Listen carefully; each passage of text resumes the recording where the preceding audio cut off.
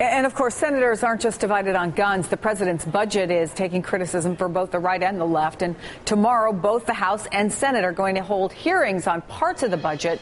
Let me bring in Senator Bernie Sanders, an independent from Vermont. Senator, good morning. Good morning. You're considering the president's budget also raises taxes on the wealthy and closes some corporate loopholes. Is it fair to try to make some small changes in Social Security and Medicare?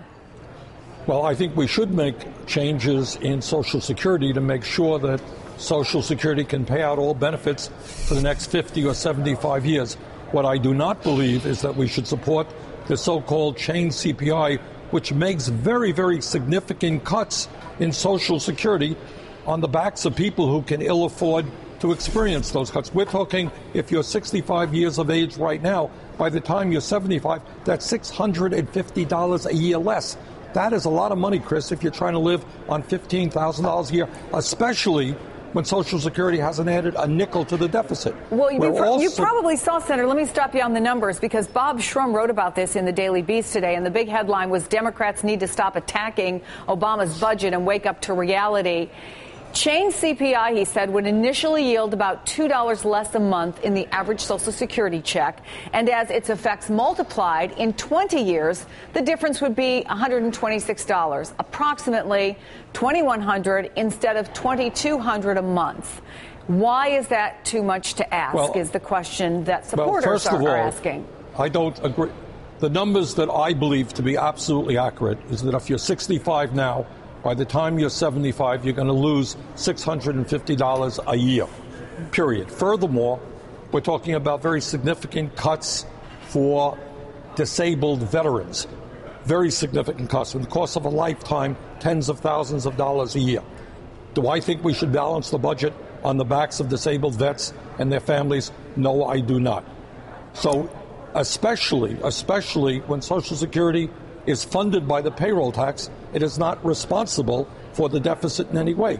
So we want to deal with the long-term solvency of Social Security, but not through the context of deficit reduction. So would that be a payroll tax hike? Because obviously that's going to be a tough fight with the Republicans. Well, maybe with the Republicans, but it's not with the American people. The American people, poll after poll, say that it is absurd that if you're making $1 million a year and you're making $113,000 a year, you're both putting the same amount of money into the Social Security Trust Fund. But, Senator, because we're looking at guns right now, 90% of the American people favor background checks, and that's not even looking like a sure thing. So I understand that the polls say that Americans like to tax millionaires, but the reality of getting that through Congress is something different altogether.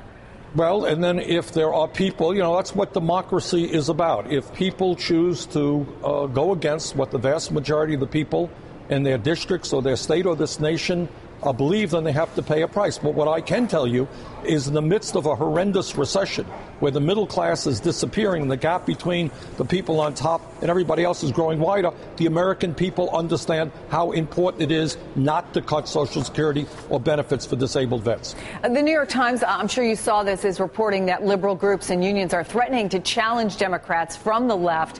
House Republicans may use this attack on seniors in the general election, which is very interesting that suddenly they're saying that it's the president, the administration, who's attacking seniors. How important do you think this could be in 2014, potentially even in 2016?